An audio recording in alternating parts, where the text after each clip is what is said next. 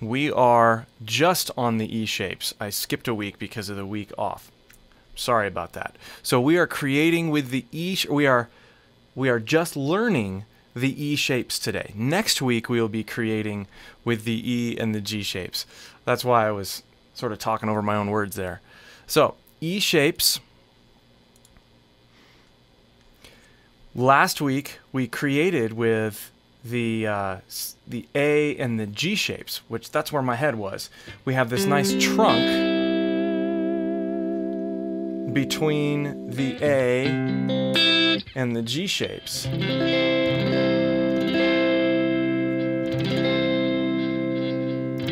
It shares this right here. And this week we move up to here. There's our E form bar chord. And just to review a little bit more, C, A. This is a C that looks like an A, C that looks like a G, and a C that looks like an E.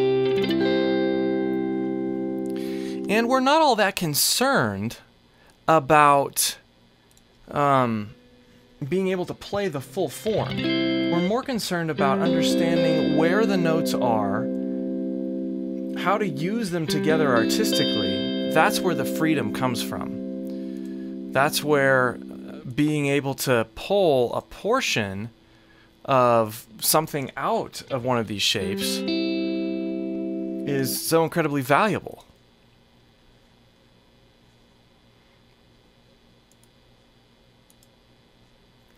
So, let's go ahead and look at the E shapes.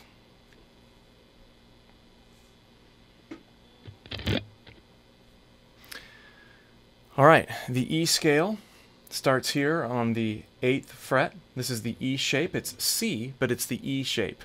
8, 10, 7, 8, 10, 7, 9, 10, 7, 9, 10, 8, 10, 7, 8, 10.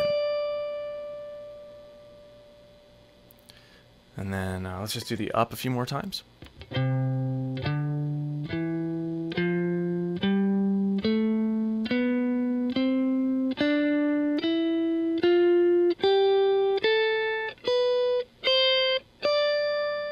And then back down.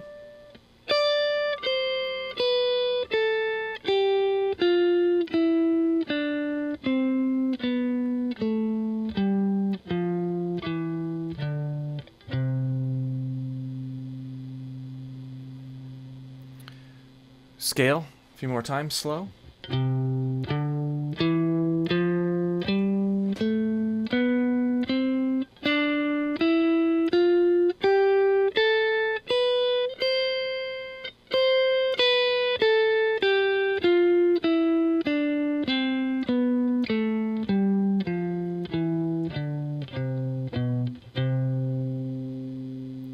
the chord.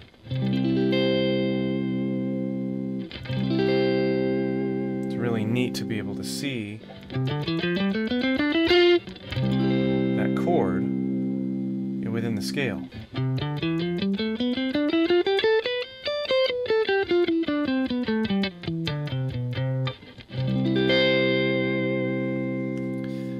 The arpeggio, measure 10.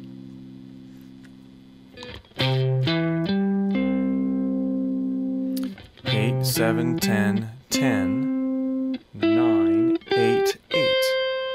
There it is, up.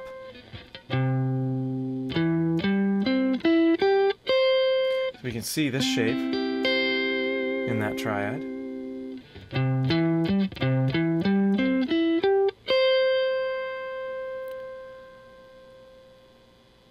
Up one more time.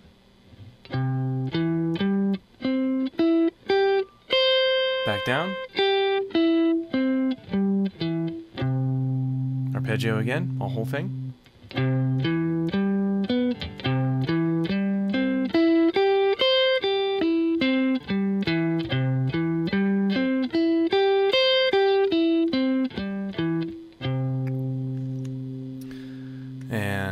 measure 14, pentatonic.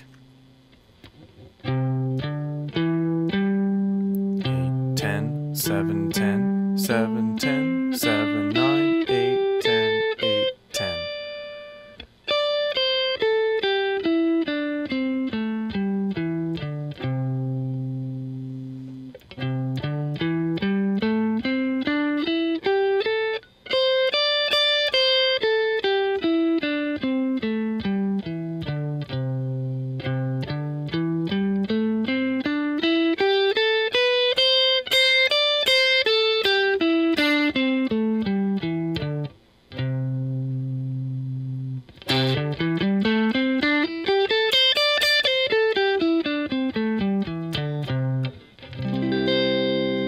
Chord again.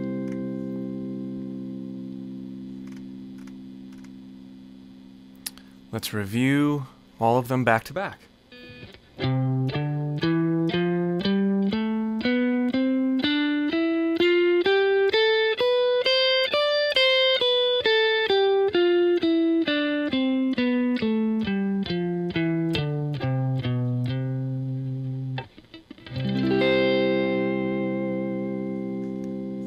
Arpeggio, measure 10.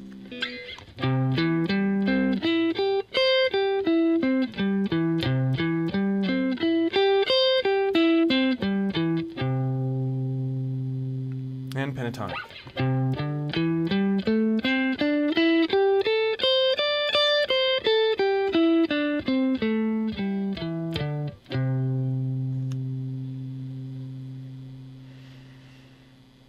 So this one is neat for a lot of reasons, but it's cool because it's all contained in 4 frets.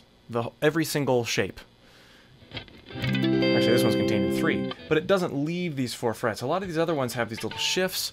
This one does not, even in the pentatonic. It's super clean. The other thing is there's a lot of fundamental shapes here that once you start dissecting these, you know, like this triad shape, this triad shape,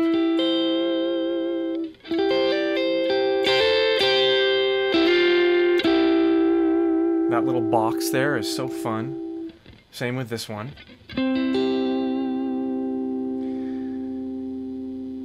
And then of course, the outline of this chord and the pentatonic scale. You know, this where lines like stuff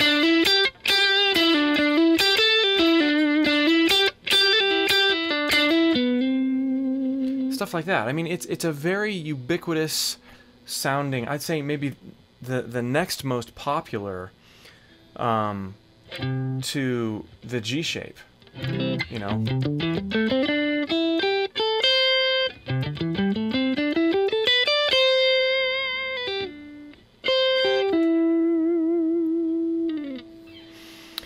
So what have we done the past several weeks that we've been learning a new shape? Well, we take it to the drone and we sort of drill it a little bit. We have fun being creative within this shape. Before we do that though, I want to play up to E. This is something that will, you know, we're going to play all the shapes up to here because likely there are people who are just joining us. Starting with C.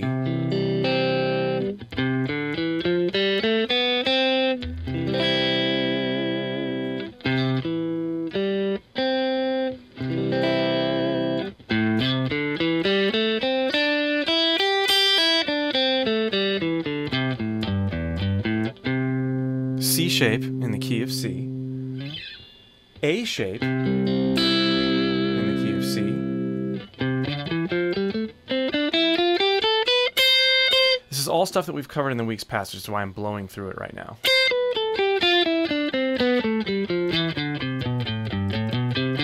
I want to give you just a visual summary of where we've been. There's the scale, A shape.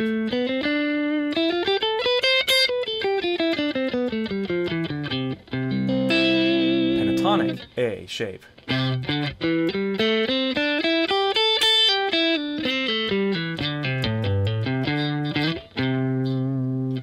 A shape.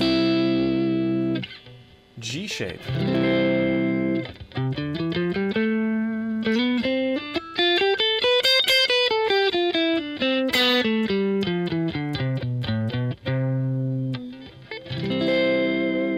Pentatonic in G. Shape.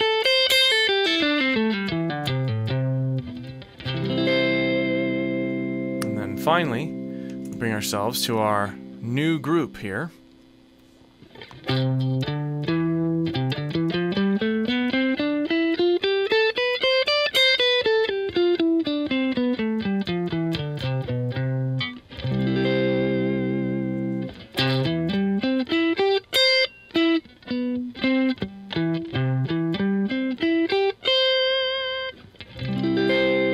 Pentatonic.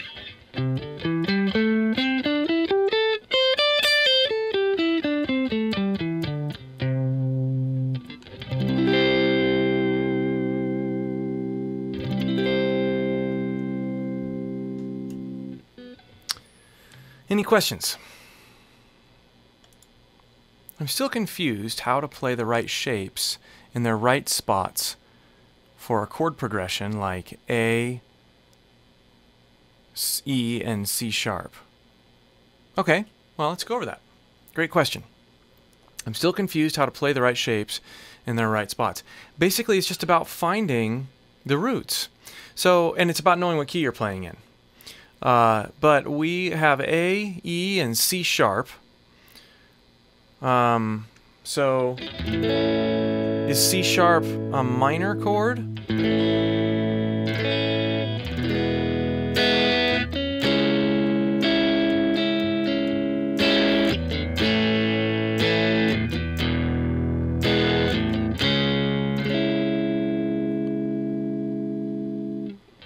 Wait, I need to hear if C sharp is a minor chord.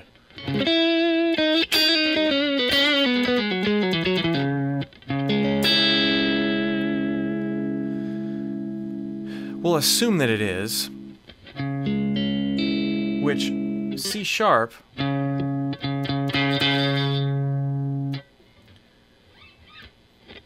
minor in the key of A would be a minor 3.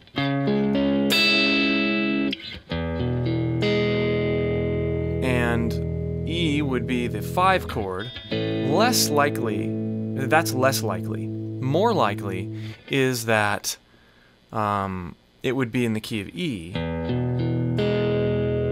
A would be the 4.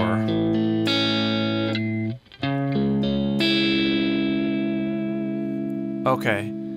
Well, let's do this. Let's add a chord so that we are sort of squarely in the key of E.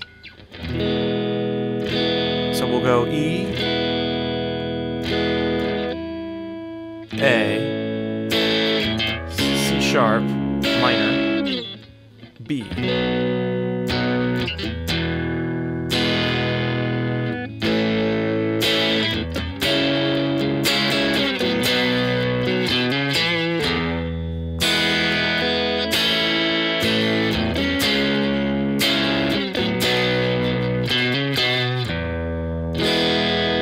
Okay, so we'll take that progression, a natural progression that includes these chords in the key of E. And here's what we're going to do. We're going to go ahead and just record it. I'll take this session here, and we'll create a drum region.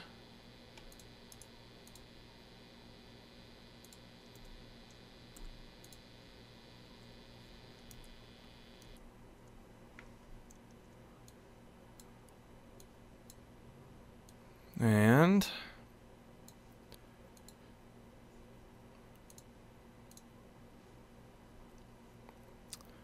let's do it here.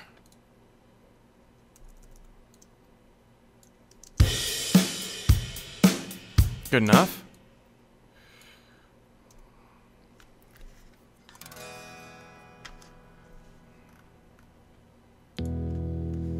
Here we go.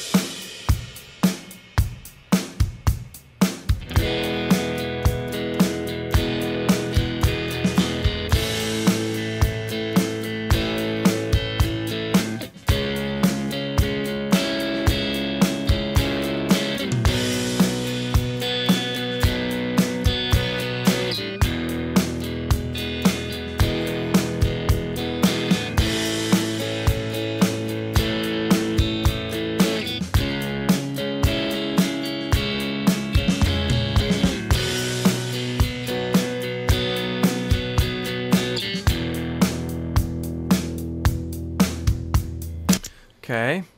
Now I'm going to just move this up here so that it's close to my drums. And we'll loop it. But here's the chord progression.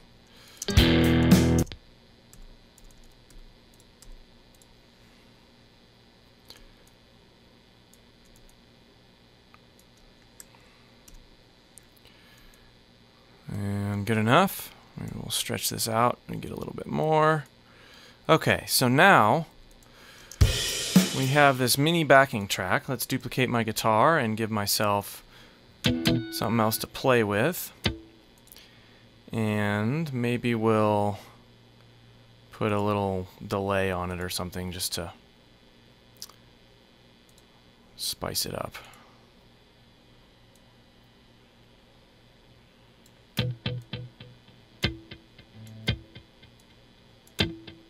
There we go. Okay.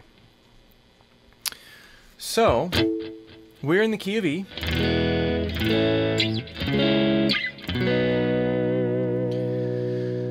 What we're going to do is, and we've gone over now the C, the A, the G, and the E shapes. So if we want to assign shapes here, we can look at the key. We're in the key of E. So, I don't know, the E shape being open won't be that fun. But where are our other E chords that represent the different shapes? Well, our G shape is here, right? Because we know our roots. So this is on the 12th fret.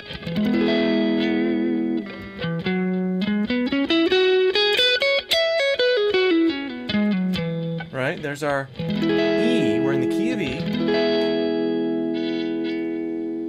And that's our G shape. We could play our E shapes here, an octave higher.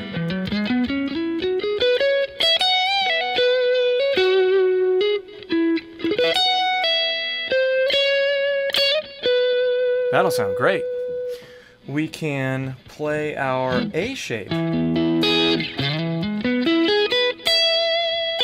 There's an E root. We can play our C shapes.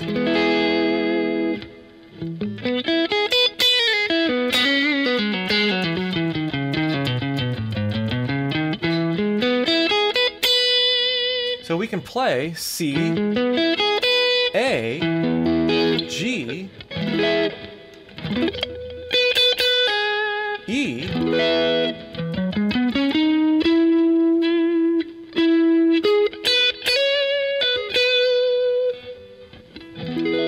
all the way up. So but what we don't want to do is we don't want to say, okay, well, I'm going to play CAGED shapes, and now I'm going to play all the CAGED shapes in A. That doesn't really work. And without getting into a huge modal discussion, we're just not going to go there. What we want to do is find out where your 1 chord is, and then find all the positions that correspond to your 1 chord. And again, for this, we have C shape. You do that by finding the chords first, and then you play the scales and arpeggios with it, pentatonics. Right there on the 7th fret. So here's C shape, A, G, E. Arpeggios.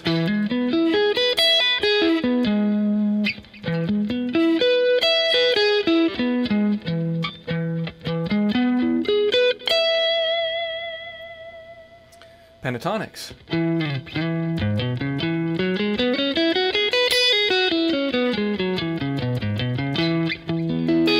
Pentatonic.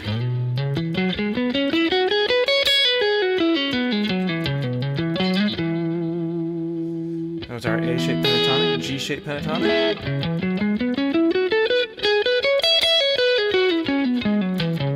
E-shaped pentatonic.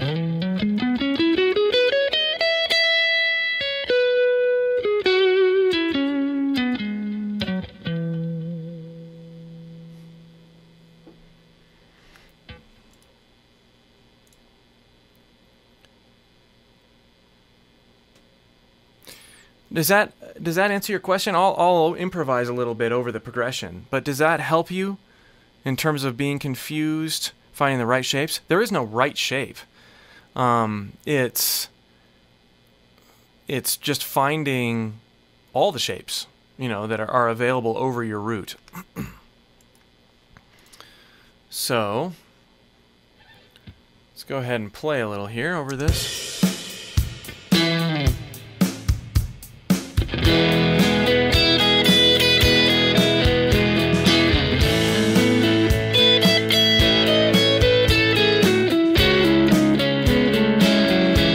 A-shape scale.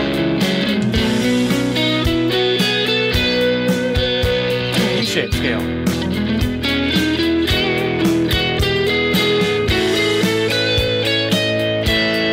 And notice the E scale works over all the chords because we're in the key of E. I turned down the chords a little bit so you could hear. E scale.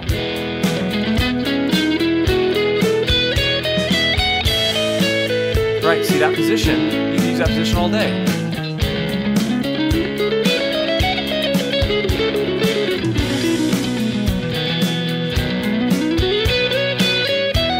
Pentatonic.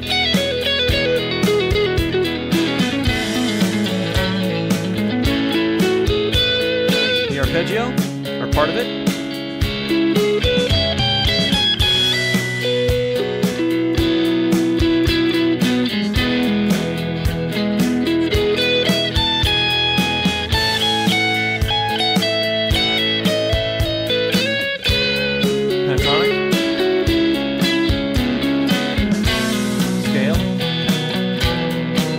Go to C shapes.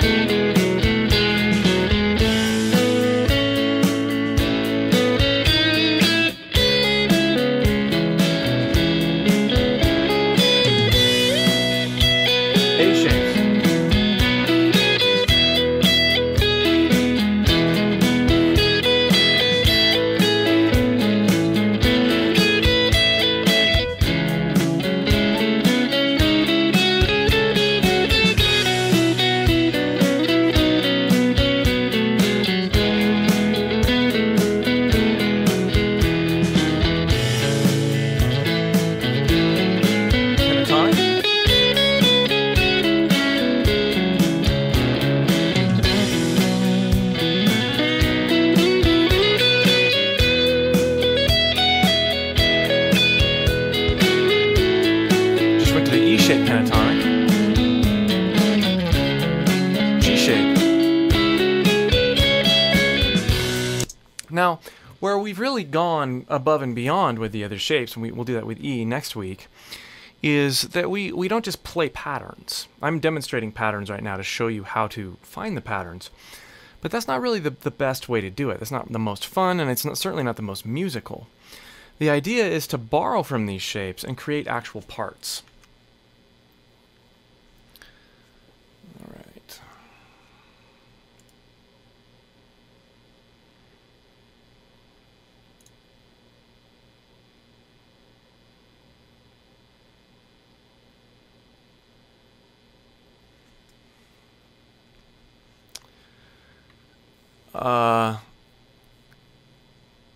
Okay. You missed how to determine which shape goes where. It doesn't matter which shape goes where. You can use any shape anytime, as long as you're in the key of E. Does that make sense? You don't have to play any particular shape over any particular chord or at all. These are all just ways to enjoy the key of E.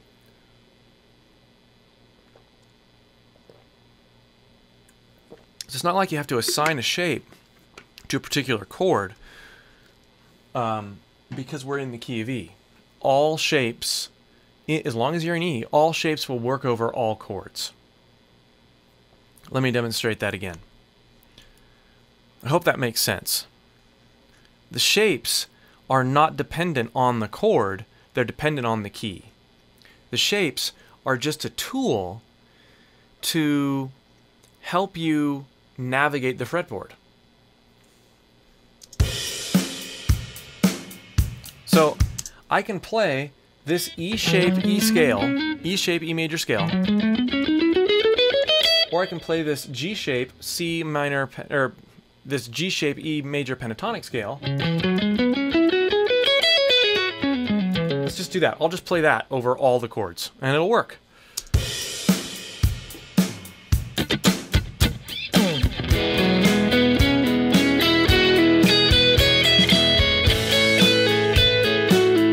Switch chords.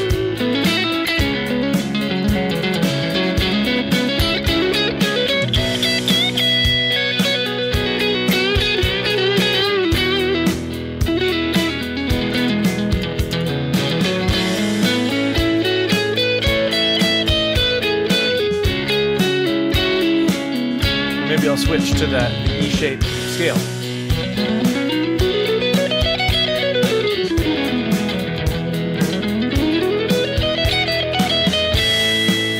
Maybe I'll switch to the C shape. It's all in E, right?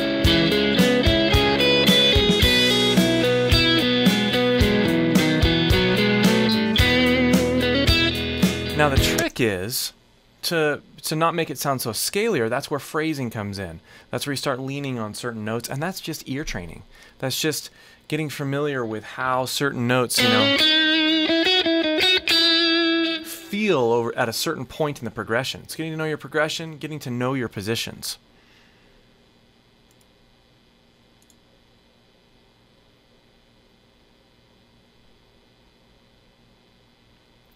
Okay, Condors. How we got the key.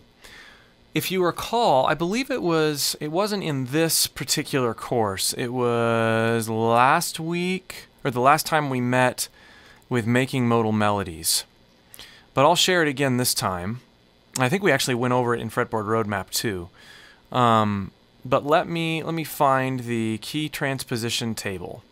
This is a huge benefit to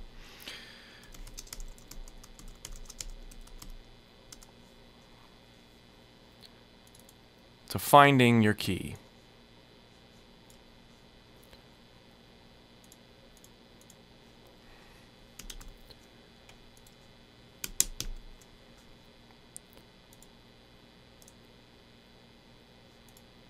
Okay, so let's go here.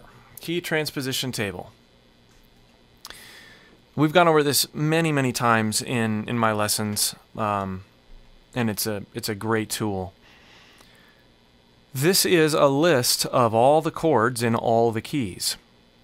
So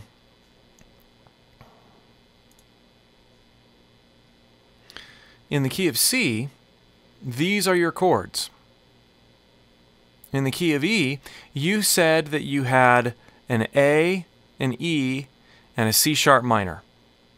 An A, an E, and a C sharp minor. So all I did, as in my mind, I said, okay, well, where does A and C sharp minor and E exist? It could exist in the key of E. It could exist in the key of A, and we went over this. A, C sharp, E. So A would be the 1, C sharp would be the 3, and E would be the 5. Where else could it exist? Where else is there an A major? E, we already covered that. There is not an A major, or D. There's an A major here, but C sharp is diminished. And I thought maybe you probably didn't mean diminished, and E is minor. So of course, you didn't specify whether any of them were major or minor, but I assumed based on that grouping and based on what I know of this sheet here, that we're probably talking about E as the 1, C sharp minor as the 6, A as the 4, and then I added B in there just to cement the chord progression. It's nice to have a 4-chord grouping. But it could have been any key.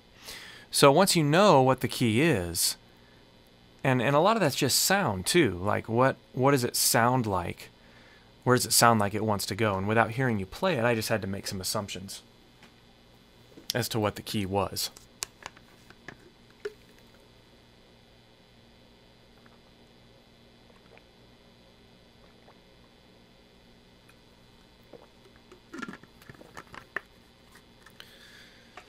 Does that make sense? I'll check back in here. Then once you get the key, then how you line up the shapes. Yep, you showed us that, I guess. Where to place the shapes once you find the key. Yeah. So we know that the key is E, so you just need to find E's. Here's an E. Sorry, that's not an E, that's a D. Here's an E. Here's an E. Here's an E. There's 3 roots. And we found those 3 roots, and we build the shapes off of those roots. We know that the C shape and the A shape both have a 5th string root. We know that the G shapes and the E shapes have the 6th string root. So those 2 are built off of this root. We know we're in E.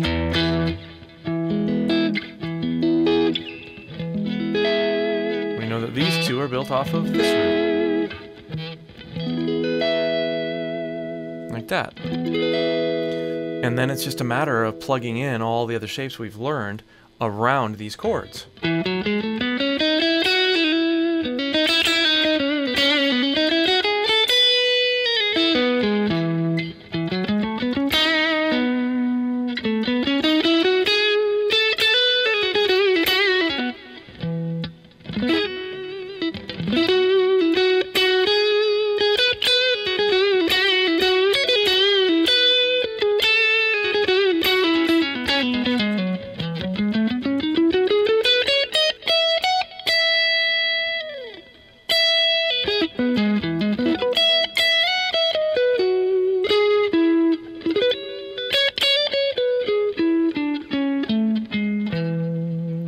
You see what I'm doing there? All I'm doing is I'm targeting a chord region, a chord shape region. Doesn't have anything to do with the progression. Okay, good. So here, now that you're on the same page, let me go back to the progression, and we'll muse on that just a bit.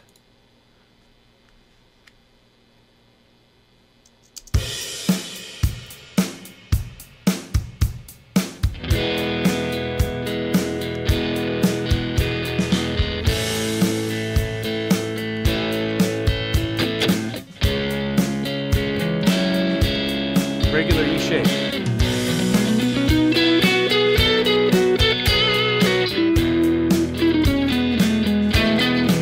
Arpeggio.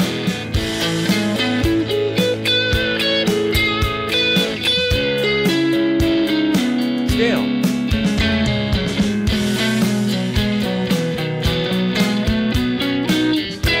G shape. Scale.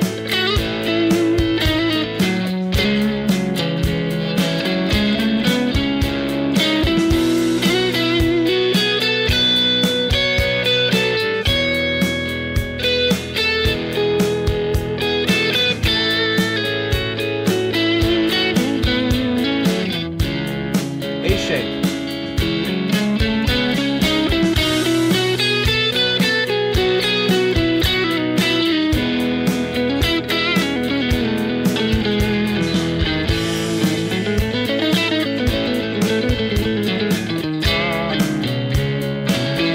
Pentatonic.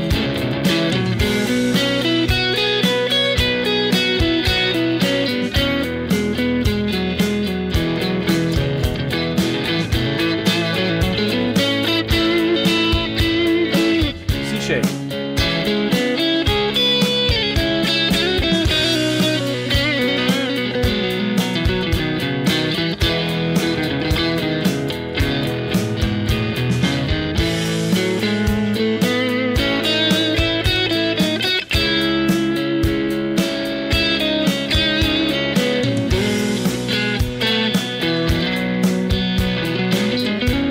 G shape.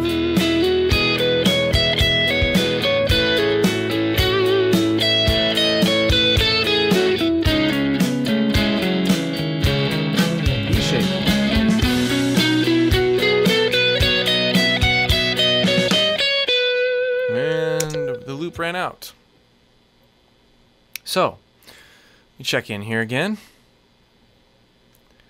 But if we look at the E shape, the root is in the second finger on the 6th string, fret 8 in our example. But the E is on string 5. Can we use that shape?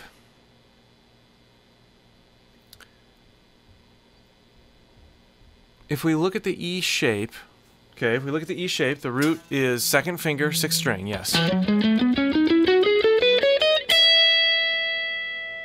Fret 8. Well, we're in C, and all these things are tabbed out in the key of C. So we don't want to play this shape. We want to play the shape, but we want to make sure it's in the same key as what we're playing in. So the tab is in C. Everything we've been doing for the whole course has been in C. But we need to make sure that we adapt this shape, we move it. If we're going to use this shape, we need to find out where to play it in the key of E, which would be here, because the E is this root. So if the root is on string 5, right here, the closest one, then we wouldn't use the E shape here, we would use the E shape here. If we want to use the E shape, we have to put it where it exists on the guitar, in the key of E. So there's this delineation between the shape and the actual chord, or the actual key, right? These are shapes because they look like the original root chord. We covered that quite a bit in the first couple. So we've got a C chord, our original thing that we did. We've got a C chord, a C that looks like a C.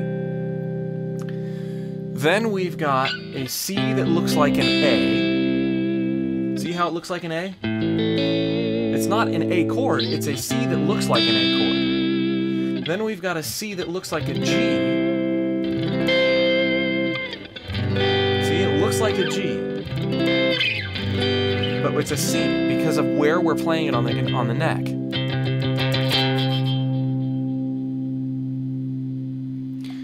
Okay, but I have an E on fret 7 of string 5. You're right. You're talking about this E. So you cannot play the E shape on this string, based off of this string. If you want to play any shape, if you want to play an E scale or chord or arpeggio, you have to play a shape that includes this as your root. So that would be the C shape or the A shape.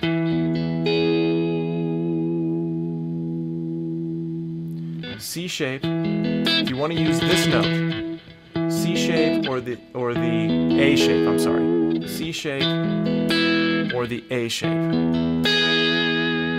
C shape.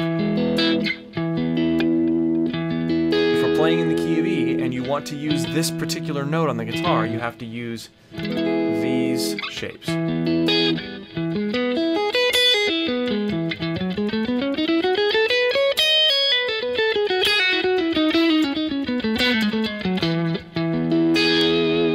Want to use this note, this physical location on the guitar, you can use your G shapes or your E shapes.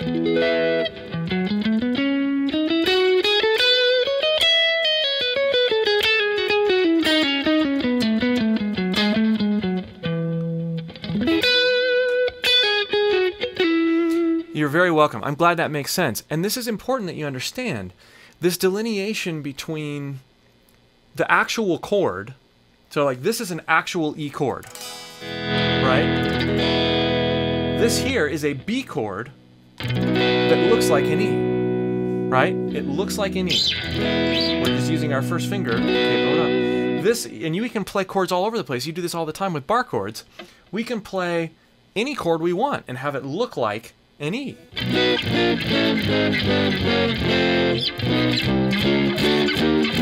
All those chords look like an E, but they're not all in E chord. They are in E shape, but they're not in E. Then your E shape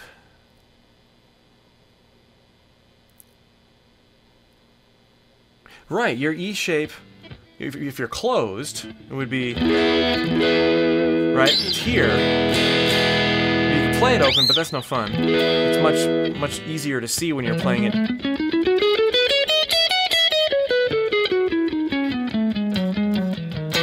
It's an E that looks like an E, an octave higher than the original E.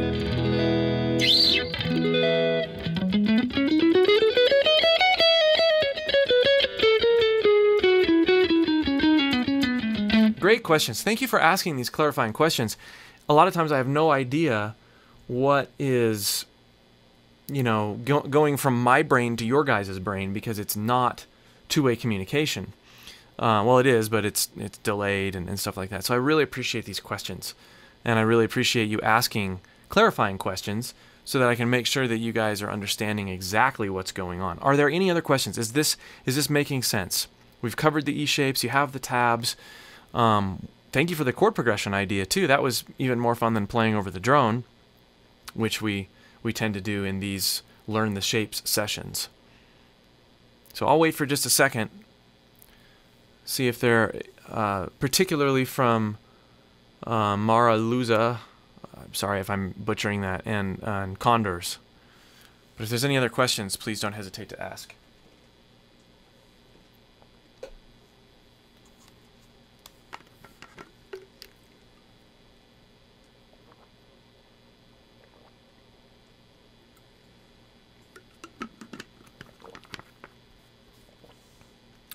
Yeah, that's a really Condors. I think that's Condors.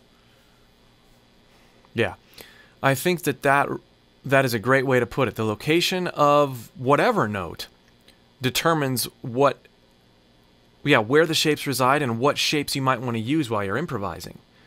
And that's really the only thing that determines it.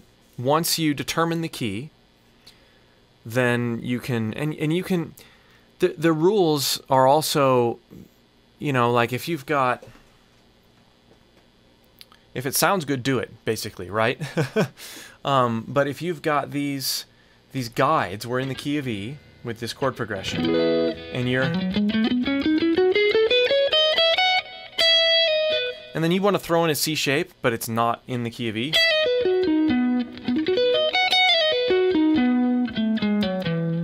That actually might sound okay. You just have to try it.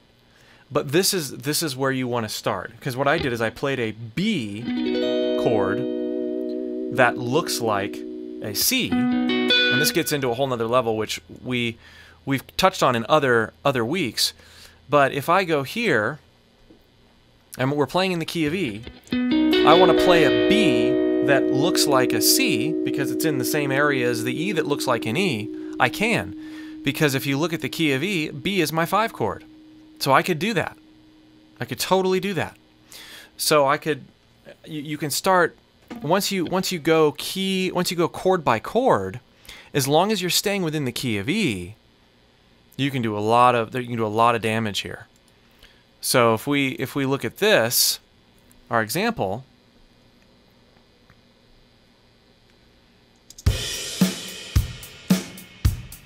E shape, scale.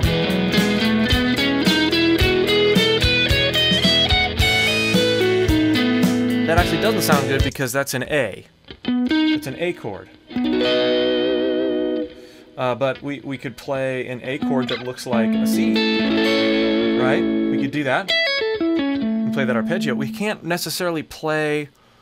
We have to make sure that we're staying in the key of E. This is why I said earlier, sorry, I'm looking around the camera, which is why I said earlier we can't just go chord by chord, because you'll play notes that aren't in the key. You have to first stay in the key, and then after that, outline chords and arpeggios that work. And you just have to try stuff. But you could do something like this. Scale.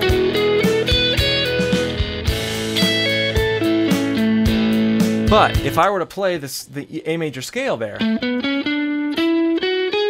that actually wouldn't work because that note is not in the key of E.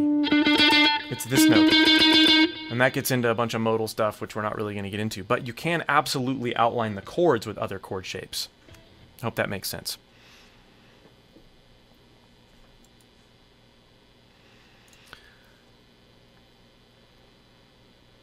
Oh, great.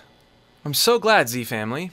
Yeah, these live sessions are awesome because you can steer the direction as you guys have tonight with your questions. So we accomplished our goal tonight, though. Our goal was to learn the CAGED shapes. And we got a lot of clarifying questions done that are going to help you guys apply for next week. So next week, we're going to do what I said we were going to do at the beginning of this session, which is create with the G and the E shapes. That's next week. Thanks so much, guys, for your questions. We'll see you next week.